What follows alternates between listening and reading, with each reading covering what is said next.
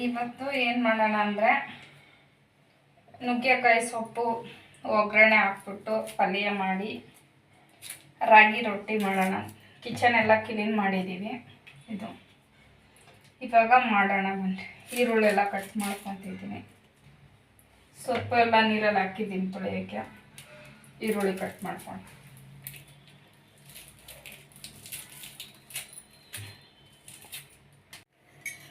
ಈರುಳ್ಳೆಲ್ಲ cut ಮಾಡ್ಕೊಂಡಿದ್ದೀವಿ. ಸ್ವಲ್ಪ oil ಹಾಕೋಣ. ಏನಂದರೆ ಇದರಲ್ಲಿ ನೀರು ಇರ್ತದಲ್ಲ ಸ್ವಲ್ಪ ಒತ್ತೆ.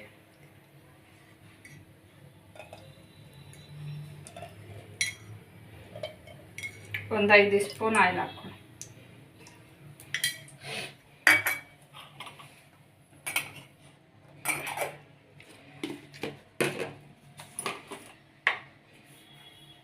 ಸ್ವಲ್ಪ ಸಾಸಿವೆ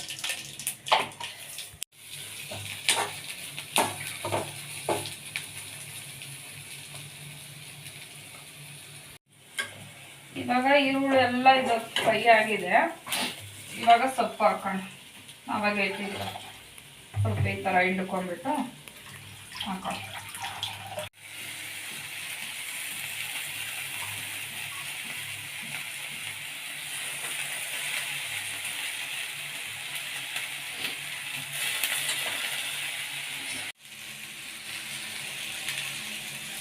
ಇದು ಪಲ್ಯ ರೆಡಿಯಾಗಿದೆ.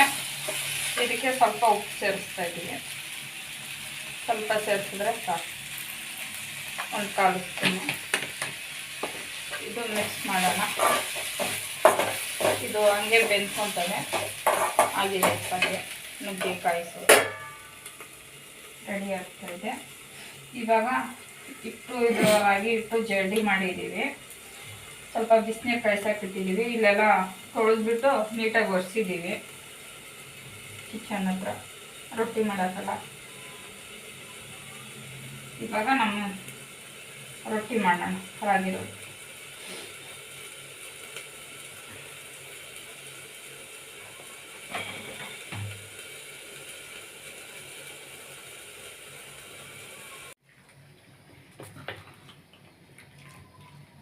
ಇಲ್ಲಿ ಅವರು ಈ ಥರ ಬಿಸಿನೀರು ಹಾಕಿ ಕಲಿಸ್ಕೊತಾಗಿದ್ದೀವಿ. ರಾಗಿ ರೊಟ್ಟಿ ಮಾಮೂಲಿ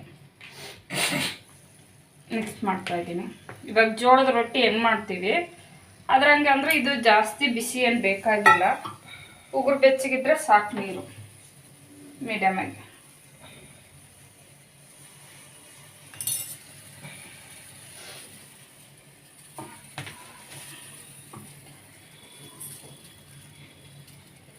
ಈ ಥರ ಮಾಡ್ಕೊ.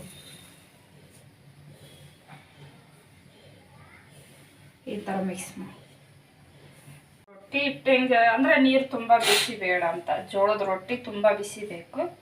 ಇದಕ್ಕೇನು ಸ್ವಲ್ಪ ಲೈಟಾಗಿ ಬಿಸಿ ಆದರೆ ಸಾಕು.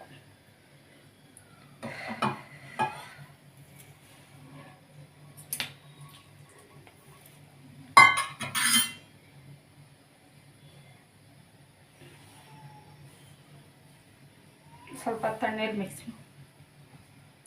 ಕಲಸಕ್ಕೆ.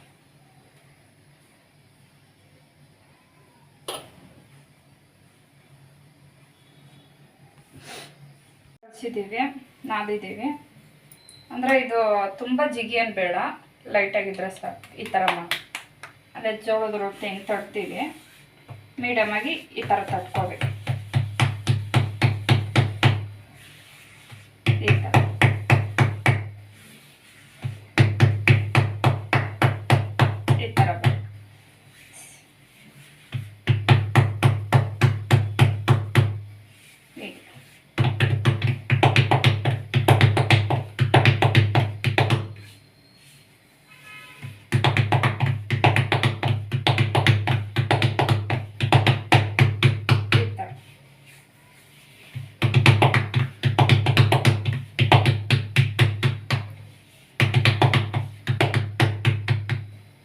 ಇಂಚು ಕಾಯ್ದಿದೆ.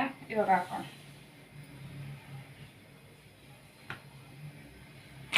ಈ ಥರ ಇವಾಗ ಈ ಕಡೆ ನೀರು ಅಂಟಿಸ್ಬೇಕು. ಸೇಮ್ ನಾವು ಜೋಳದ ರೊಟ್ಟಿ ಮಾಡೋ ಥರ ಆದರೆ ನೀರು ಸ್ವಲ್ಪ ಉಗುರ್ಬೇಕು.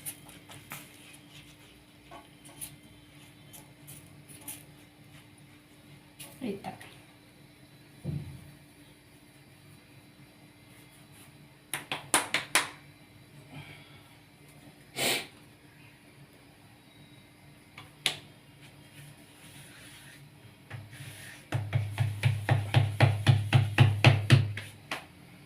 ಇದು ಈ ಕಡೆ ಬೆಂದಿದೆ, ಈ ಕಡೆ ತಿರ್ಸಾಕೋಣ.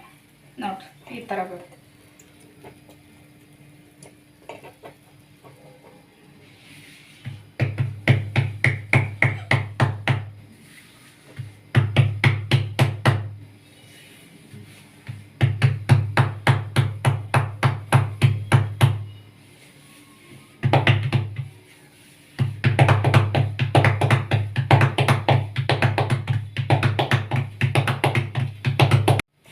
ನೋಡ್ರಿ ಈ ಕಡೆ ಬೆಂದಿದೆ, ಸೈಡೆಲ್ಲ ಸ್ವಲ್ಪ ಬೇಯಿದೆ. ಈ ಥರ ಬೇಯಿಸ್ಕೊ, ಅದೇ ಜೋಳದ ರೊಟ್ಟಿ ಹೆಂಗೆ ಬೇಯಿಸ್ತೀವಿ ಆ ಥರ.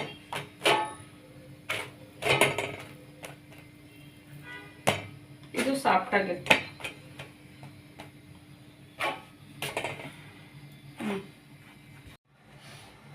ನೋಡ್ರಿ ನುಗ್ಗೆಕಾಯಿ ಪಲ್ಯ ಫ್ರೈ ಆಗಿದೆ. ಸುಮ್ಮನೆ ಸಿಂಪಲಾಗಿ ಮಾಡಿದ್ದೀವಿ. ರಾಗಿ ರೊಟ್ಟಿ ರೆಡಿಯಾಗಿದೆ. ತುಂಬ ಸಾಫ್ಟಾಗಿದೆ ಮೆತ್ತಗೆ. ಈ ಥರ ಪಲ್ಯಗಳು ಮಾಡ್ಕೊಂಡ್ಬಿಟ್ರೆ ಇದು ಚಟ್ನಿ ಇದೆ.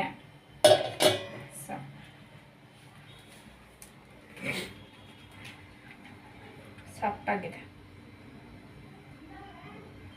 ಇವಾಗೆಲ್ಲ ನುಗ್ಗೆಕಾಯಿ ಸೊಪ್ಪೆ ಜಾಸ್ತಿ ತಿಂತಾ ಇದ್ದಾರೆ.